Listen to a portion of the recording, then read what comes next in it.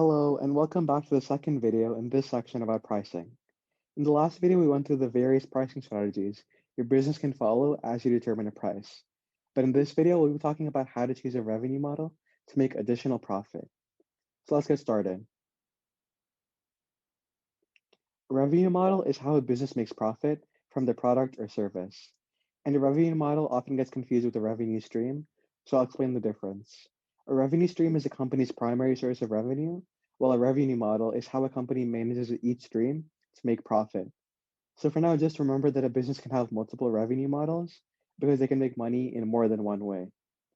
And now I'm going to cover a couple of revenue models which are commonly used by businesses today. So the first type of revenue model is a transactional revenue model, and this is often the most common type today. This is when a business provides a product or service and customers pay for it.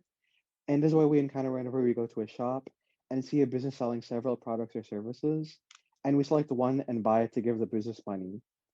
An example of a transactional revenue model is for retail locations and any small business where you can physically look at a product and buy it. The advantage is that you can use a lot of the pricing strategies from the previous video to sell your products in different ways. But the disadvantage is that this is becoming more outdated over time due to the rise in technology. And since it's the most common, there's also more competition within the model. The next type of revenue model is advertising based. And this occurs whenever a business launches ads and places them in high traffic channels on their website. This is definitely the best strategy for web based companies just because of how popular the internet is today. But as long as you place ads that don't bother customers' experience on your site, you'll be able to make a good profit. The advantage is that it's definitely the easiest model to implement, but the disadvantage is that ads can often be cheap, so a business needs a high number of users to make a substantially high revenue. Moving on, the next type of revenue model is an affiliate revenue model. And this is when a business promotes relevant products to their market and then collects commission to make a profit.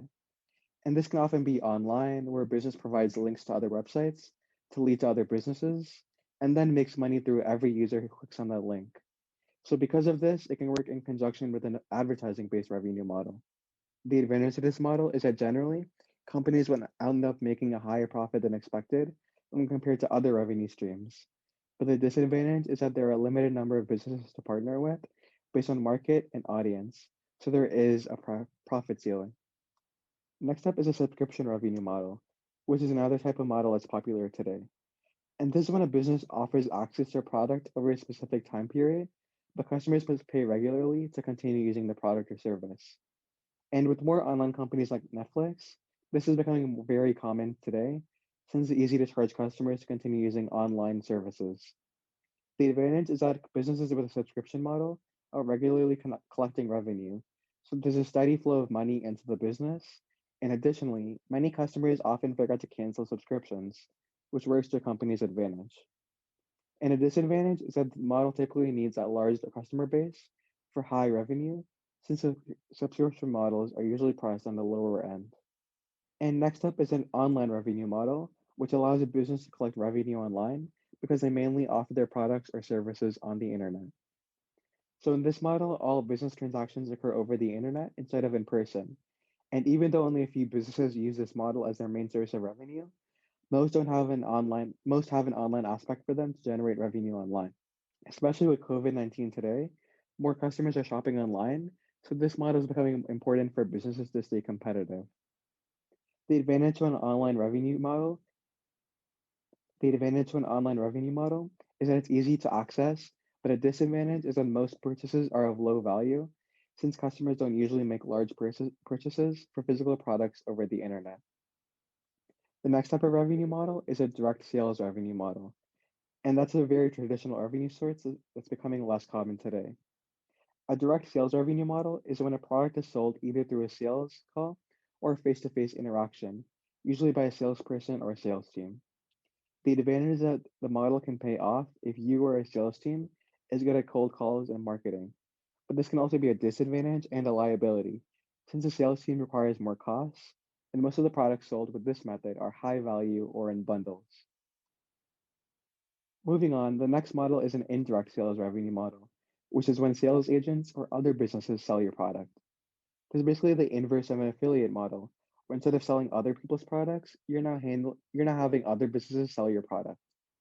The advantage is that it can help open up an additional revenue channel for businesses to make profit, but the disadvantage is that you're part of a limited market, which can only get more difficult with more competition, just like the affiliate model.